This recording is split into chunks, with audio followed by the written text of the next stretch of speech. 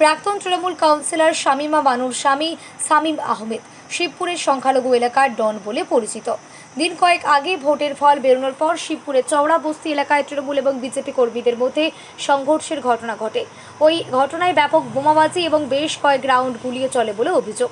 এই ঘটনায় অভিযোগের আঙুল ওঠে প্রাক্তন তৃণমূলের কাউন্সিলর স্বামী শামীম আহমেদ ওরফে বরের বিরুদ্ধে এবং গোটা ঘটনা তদন্তে নামে শিবপুর থানার পুলিশ। জানা যায় ওই ঘটনার পর তিনি এলাকা থেকে পালিয়ে গিয়েছেন। সোমবার শিবপুর থানার পুলিশ ওই এলাকায় তার বাড়িতে তল্লাশি চালাতে যায়। তখনই তার বিলাসবহুল জীবনের ছবি উঠে আসে পুলিশের কাছে। বেসমেন্টে বানানো হয়েছে বিলাসবহুল ঘরগুলি সাজানো হয়েছে আধুনিক আসবাবে।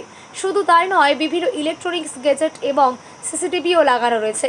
পুলিশের তল্লাশির ছবি ভাইরাল হতেই ছড়িয়ে পড়েছে চাঞ্চল্য।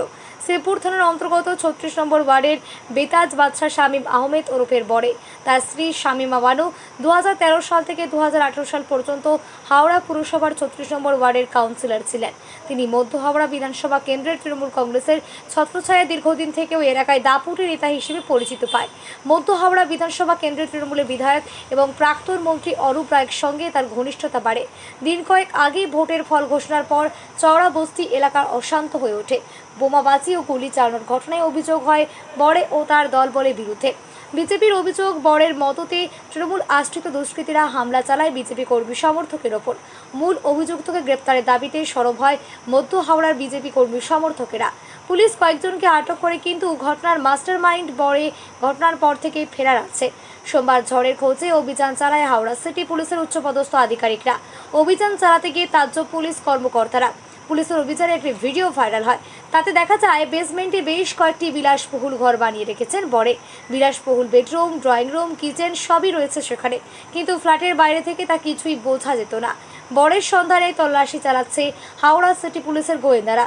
উল্লেখ্য, বছর তিনেক আগে রাম নবমীর শোভাযাত্রায় হামলা চালানোর অভিযোগে এনআইএর হাতে গ্রেপ্তার হয় বরে। অনেকদিন জেলে থাকার পর মাস কয়েক আগে সে জামিন পায়। এই শামীম আহমেদ এর সম্পর্কে কি বলবেন? শামীম আহমেদ দেখুন, ও তো ২০০৮-৯ সালে আমাদের কাছে যে তথ্য আছে, কারণ এর আগেও যে এনআইএ অ্যাক্টে ওকে অ্যারেস্ট করেছিল এবং এখন বেলেতে আছে। তো ২০০৮-৯ সালে উনি একটা সাধারণ শপিং মলে কাজ করতেন। তারপর হঠাৎ করে ২০১৩-তে ওনার ওয়াইফকে টিকিট দেয় এবং তৃণমূলের হয়ে টিকিট দেয় এবং কাউন্সিলরও হয় ওনার বউ, মানে ওয়াইফ। তো আমাদের এখানকার প্রাক্তন মন্ত্রী, ওই এলাকার প্রাক্তন মন্ত্রী বিধায়ক, তার ঘনিষ্ঠ হলেই যে এত পয়সা করা যায়, তাহলে ভাবুন তৃণমূলের আরও কত নেতার কাছে কত পয়সা লুক্কায়িতভাবে রয়ে গেছে। এর যথাযথ তদন্ত হওয়া উচিত। আমি সেদিনকেই থানায় বলে এসেছিলাম, যতক্ষণ না শামীম আহমেদ গ্রেপ্তার হবে ততক্ষণ কিন্তু আমরা এই আন্দোলন চালিয়ে যাব। ভোটের পর কি ঝামেলা করেছিল? হ্যাঁ, অবশ্যই।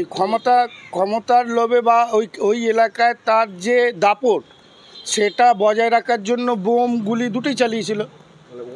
হ্যাঁ, ১২ থেকে ১৫টা বোমা মেরেছিল, ৭ থেকে ৮ রাউন্ড গুলি চালিয়েছিল। না, এখনও অ্যারেস্ট করতে পারেনি, তবে পুলিশ যথাযথ সক্রিয়। কারণ আমাদের দল এবং মাননীয় মুখ্যমন্ত্রী কাল বলে দিয়েছে যে কোনো রকম জিরো টলারেন্স। আমরা অপরাধমূলক কাজের সাথে যারা জড়িত থাকবে তাদের এগেনস্টে জিরো টলারেন্স তদন্ত হবে। ভাইরাল ভিডিও দেখেছেন তার ঘরে? হ্যাঁ, আমি দেখলাম তো এত টাকা। এবং আমি খবরও পাচ্ছি যে উড়িষ্যায় নাকি ওনার একটা সিমেন্ট ফ্যাক্টরি আছে। কতটা সত্য জানি না, কিন্তু আমার কাছে ইনফরমেশন এলো যে একটা এইরকম তৃণমূল নেতা তার ওই বেসমেন্টে এই ধরনের মাটির নিচে বা বেসমেন্টে এই ধরনের বিলাসবহুল ঘর করে রাখার কি মানে? কোটি কোটি টাকার সম্পত্তি বাইরে থেকে দেখে বোঝা যাচ্ছে না। আপনারা তো আজ তো নয়, আপনাদের টিভি চ্যানেলগুলোই দেখেছে, পার্থবাবুর খাটের তলা থেকে কোটি কোটি টাকা বেরিয়েছে, জ্যোতিপ্রিয় মল্লিকের বাড়ি থেকে কোটি কোটি টাকা বেরিয়েছে। তো এদের আর আমার সবথেকে বড় কথা, এই টাকাটা কোথা থেকে এলো? মানে একটা অন্য কমিউনিটির লোকের কাছে টাকাটা কোথা থেকে আসছে? শুধু কি কাটমানির টাকা, না অন্য দেশ থেকে আসা টাকা?